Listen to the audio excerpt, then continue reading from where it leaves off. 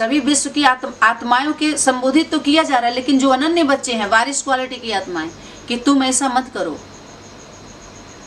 हे वत्सो, तुम सभी जन्म जन्मांतर से मुझे पुकारते आए हो कि हे प्रभु, हमें दुख और अशांति से छुड़ाओ और हमें मुक्ति धाम तथा स्वर्ग में ले चलो।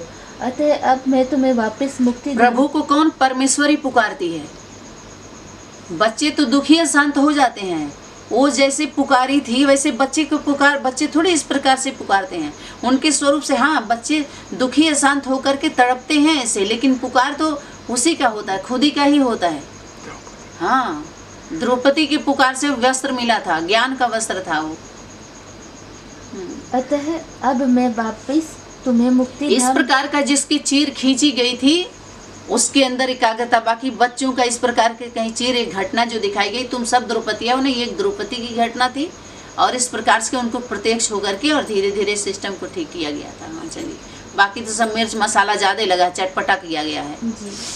अतः अब मैं तुम्हें वापस मुक्ति धाम ले चलने के लिए तथा इस सृष्टि को पावन अथवा स्वर्ग बनाने आया हूँ। हाँ, स्वर्ग सृष्टि कौन हो गई? माँ।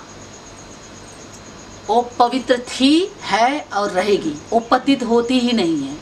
पहली बात तो कमजोर बताए ना, कमजोर होने का थोड़ी कहेंगे, तो पवित्र है और उसके द्वारा ही उस वर्ग की स्थापना हुई थी। स्वर्ग में जाने से पहले पुरुषोत्तम पुरुषोत्तमी आदि माता पिता के द्वारा ही उस वर्ग की स्थापना हुई थी और उसी में आकर के उसका विद्या लिए थे बच्चे जो जड़ में बैठे हैं। तो माता पिता के द्वारा यही बताया जाता है कि तुम्हारा संकल्प, वाणी का, कर्मणा का प्रभाव पूरे सृष्टि पर पड़ रहा है। सनातनी का जो भी डायरेक्ट क्लास सुन रहे हैं वो साधारण आत्माएं नहीं हैं। उनके मनसा वाचा कर्मणा का प्रभाव पूरे नीचे प्रजा वर्ग में जाती है।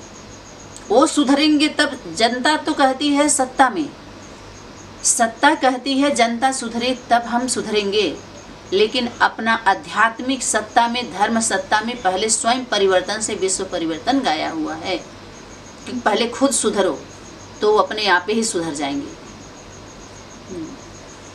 वत्सो, वर्तमान जन्म सभी का अंतिम जन्म है।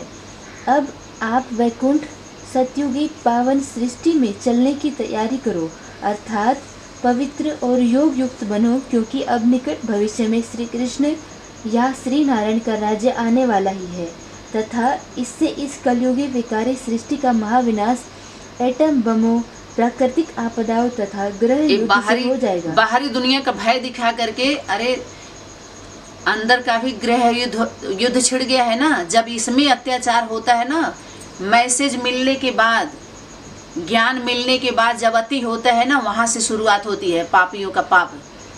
धोते धोते राम तेरी गंगा मैली हो गई, इन पापियों के पाप धोते धोते।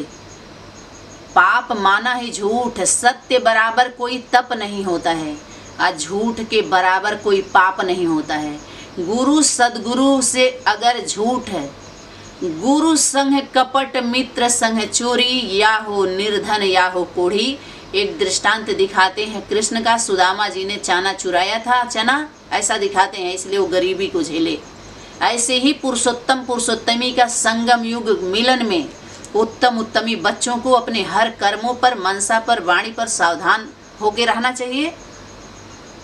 समझ में? क्योंकि सब देखते हैं, सब वाच करते हैं, उस पर सूक्ष्म रूप से कार्रवाई होती है और पता नहीं चलता है। यहाँ निर्भय बनाया जा रहा है, ऐसा भय नहीं दिखलाया जा रहा है कि पाप पुण्य के घेरे से छुड़ाया जा रहा है कि उसके जितना वो सदा बताए ना, पावन ही पवित्र आत्माएं जो सच्ची है, किसके साथ?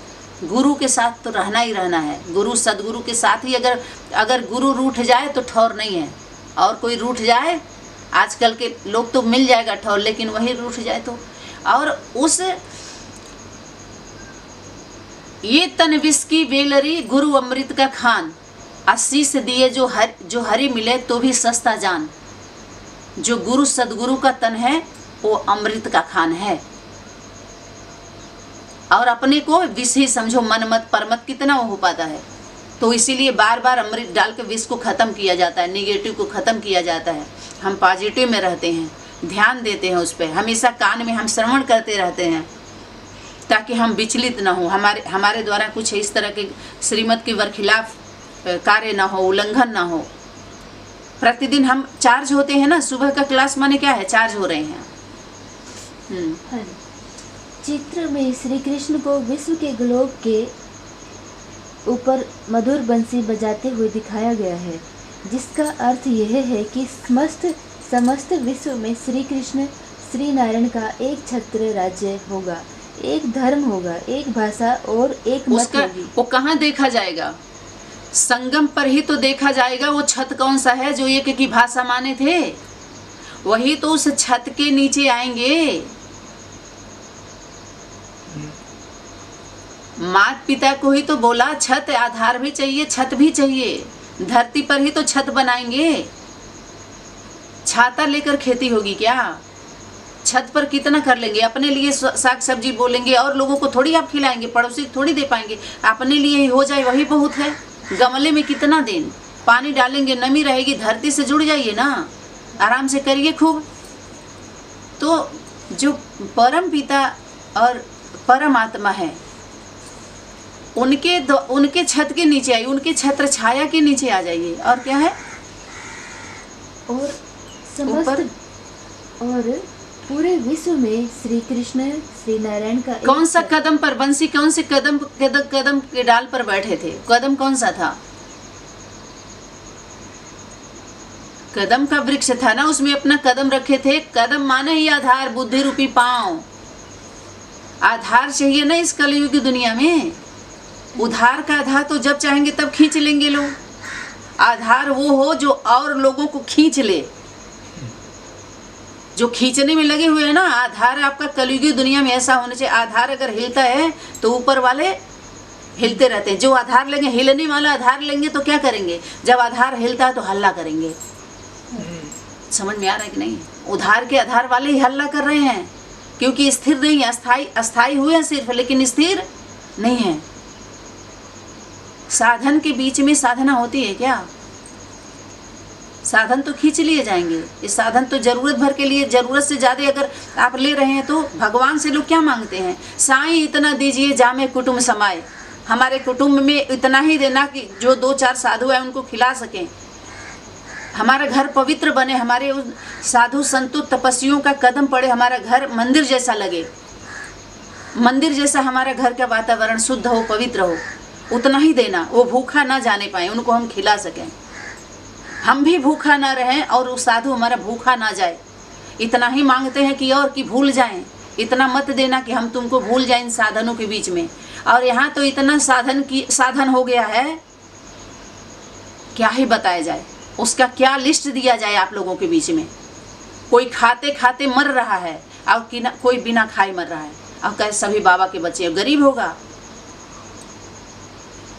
अरे जिसका बाप करोड़पति है और उसका रचना रोड पर है, तो इससे समझ लेना चाहिए कि उसका कनेक्शन उससे नहीं है।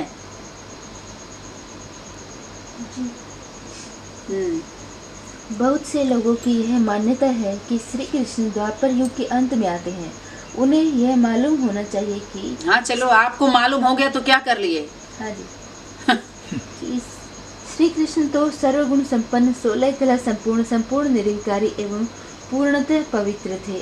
तब भला उनका जन्म द्वापर युग की रजो प्रधान एवं विकार युक्त सृष्टि में कैसे हो सकता है? क्या शिव बाबा ने ये अव्यक्त वाणी में ये चला है क्या? ये चल रहा है जो ये लिखा गया है अव्यक्त वाणी में। ये होमवर्क आया था क्या संदेशियों के द्वारा इसी तरह से बोलने के लिए? या और जो भी लोग अपना साप्ताहिक कोर्स का पथ प्रदर्शनी बनाया, जब चैतन्य आएगा तो ये चलेगा क्या? ये कितना दिन चलेगा? इस पर बैन लगेगा कि नहीं लगेगा? सबका बोर्ड किससे उतारा जाएगा? ईश्वर ईश्वरी के नाम पर खोले गए विद्यालय या गीता के नाम से खोले गए पूरे विश्व में गीता पाठशाला, उसका बोर्ड कैसे उतरेगा? रिमोट से उतरेगा। सबका बोर्ड रिमोट से उतरेगा। अरे अब बिजली का देखते हैं ना, वहीं बैठे बैठे बिजली बिल नहीं जमा करेंगे, वहीं से ऐसा पासवर्ड सब लगा देते हैं कि पूरा घर का बिजली गुल हो जाती है आपकी। ऐसे ही जब आपका यथाशक्ति अस्त्र शस्त्र काम नहीं करता है तो ब्रह्मास्त्र की जरूरत है इस समय। ब्रह्मास्त्र यही है ब्रह्मा माँ के अस्त्र शस्त्र जो बाप दादा ने दिया हुआ है। जप करके नहीं, इस प्रकार का प्रलोभन दे करके नहीं, तप से मिला है। त्याग तपस्या, जो सर्वस्व त्यागी होंगे वो कौन है? वो दूसरे को आकर्षित जरूर करेंगे, किसी की भी छुपी नहीं रहेगी त्याग तपस्या। बाप दादा की नजर में सबका है। श्री कृष्ण के दर्शन के लिए सूरदास ने अपनी अपवित्र उनके दृष्टि को- माता पिता का दर्शन नहीं करेंगे, उनके रचना का दर्शन करेंगे। वाणी में क्या आया था? माता पिता पूजनीय और उनके रचना दर्शन दर्शनीय। दर्शनीय मुहूर्त देखने जाएंगे लोग उनके रचना को। वही गीता जयंती, तो गीता के पास आना पड़े ना। गीता ज्ञान के आधार से ही तो धर्म का दर्शन करेंगे, तब तो आपके कर्म में परिवर्तन आएगा। धर्म दर्शन कि हाँ चलिए, कि गीता के नाम पर आप सुनाएंगे, रोज कहेंगे गीता का ज्ञान चल रहा है। चलिए, श्री कृष्ण के दर्शन के लिए सूरदास ने अपनी अपवित्र दृष्टि को समाप्त करने की कोशिश की और श्री कृष्ण भक्ति मीराबाई ने पवित्र रहने के लिए जहर का प्याला पीना स्वीकार किया। तब भला श्री कृष्ण देवता अपवित्र दृष्टि वृत्ति वाली सृष्टि में कैसे आ सकते हैं? आप सोचिए, जो कृष्ण जैसे कि जन्म देने वाली है तो पवित्र हुई कि नहीं हुई? पवित्र जननी हुई कि नहीं हुई? पवित्र धरती पर ही तो वो जन्म लिए। तो धरती जन्म देने वाली कोई ऐसे जड़ धरती थोड़ी है कि ऊपर से कूद गए कृष्ण जी। बाहरी दुनिया के जैसा भाव है वैसा ही दिखाया जा रहा है ना उनके द्वारा, उनके जो टीचर हैं। और जो हमारे अंदर की दुनिया जिसको हम बेहद की दुनिया कहते हैं, तो ऐसे ही सबके माइंड को बांधा गया है ना। बाहरी दुनिया वाले इसीलिए गरियाते हैं, कहते हैं सब ब्रेन वॉश करते हैं, ब्रेन वॉश करते हैं, क्योंकि सही से उनके माइंड को तैयार नहीं किया जाता है। जिसको तैयार हो इस पे वकालत करने के लिए, कोई दलील ना दे, कोई दूसरा जज ना बैठे, कोई ऐसा कोर्ट से कुछ तरह का वो ना आए, आपके पास वारंट ना आए कि आप गिरफ्तार होके चले जाओ। जैसे ओ माई गॉड में कांजी लाल जी मेहता सभी धर्म वालों को खींच लिया। गीता ज्ञान से ही तो समाधान हुआ था। गीता ज्ञान से ही तो सभी निर्वस्त्र हुए थे जो लेके बैठे थे अपने अपने धर्म की धारणा, कि कोई और था, कोई और धर्म का था। श्री कृष्ण तो स्वयंवर के बाद श्री नारायण कहलाए, तभी तो श्री कृष्ण के वही संगम योगी कृष्ण, संगम योगी कृष्ण ही श्री नारायण हाँ नारायण का स्वरूप हो जाता है। उनके बच्चे राधे कृष्ण जैसे। तभी एक तो- संगम युग एक छोटा छोटा एक घटना है, बेहद की घटनाएं हैं सारी, और उनको चित्र के रूप में ऐसे दिखाते हैं, छोटे रूप में सजा सजा के, उनको मोर मुकुट पहना पहना के। हाँ जी, बाल बुद्धि क्या है वैसे ही देखना चाहते हैं वो। उनकी बुद्धि में इतना स्पेस होता नहीं है कि आप उनके मेमोरी में भर दीजिए, एक्सेप्ट कर लें। वो जब एक्सेप्ट ही नहीं होता है पूर्ण रीति से, तो एक्टिवेट नहीं होता, एक्टिवेट नहीं होगा तो एक्ट क्या करेंगे वो। तभी तो श्री कृष्ण के बुजुर्गों के चित्र नहीं मिलते हैं। अतः श्री कृष्ण अर्थात श्री नारायण सतयुगी पावन सृष्टि के प्रारंभ में आए चित्र थे। नहीं, चरित्र है कि नहीं है उनके? कैसे थे वो? चरित्र है तो चित्र ही है वो। बिना चित्र के द्वारा वो चरित्र करेंगे कैसे? कोई व्यक्तित्व का अपनी शक्ति निराकार अपने साकार स्वरूप के द्वारा तो शक्ति बिखेरी है। जी, समाप्त हो गया। अपने वंश के द्वारा और अंशों